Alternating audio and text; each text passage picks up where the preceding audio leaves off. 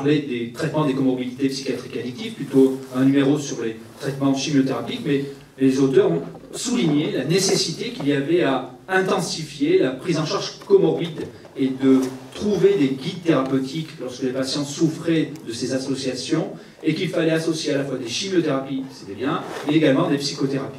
Et que ça devait être efficace, si et seulement si, évidemment, le diagnostic du trouble était réalisé, ce qui n'est pas tout à fait encore le cas, bien sûr, et que les patients devenaient adhérents aux soins. Et là, les techniques psychothérapiques pouvaient, évidemment, apporter un potentiel énorme.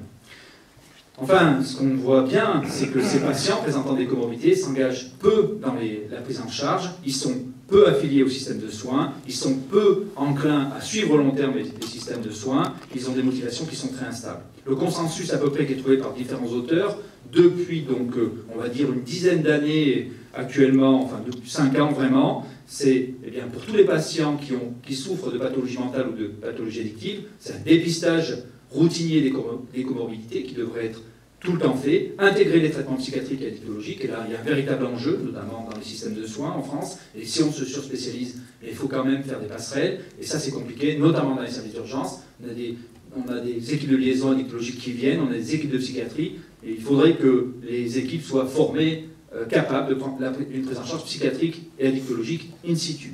Conceptualiser des thérapeutiques, prenant en compte l'évolution fluctuante de la motivation chez ces patients, qui sont très mobiles dans leur motivation, quand on sait que c'est un élément prépondérant de la prise en charge addictive et un élément prépondérant de l'affiliation thérapeutique pour les médicaments chez nos patients. Évidemment, il faut travailler cette motivation, et c'est extrêmement important. Les modèles de réduction des risques sont assez appropriés, même plutôt appropriés, dans ces populations de patients, parce que le premier pas pour les aider, c'est essayer de les amener, ce qu'on fait tous les jours quand on prend en charge ces patients, à réduire leur consommation avant peut-être de les amener à une abstinence définitive qui est très difficile à avoir. Et puis évidemment travailler avec les proches qui sont en souffrance, je l'ai dit, et qui sont évidemment un support externe et interne dans la prise en charge. Je pourrais m'en arrêter là, on devait faire court, mon topo est bien plus long, mais c'est pour ça que j'insiste sur ces éléments importants du consensus actuel sur la prise en charge des comorbidités.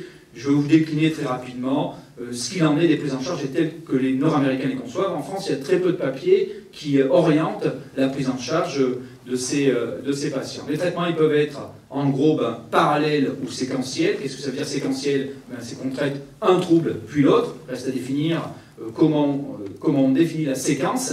C'est qu'elle ne doit pas être simplement liée à l'historique aléatoire du patient qui se trouve dans un service d'urgence, il va en addictologie.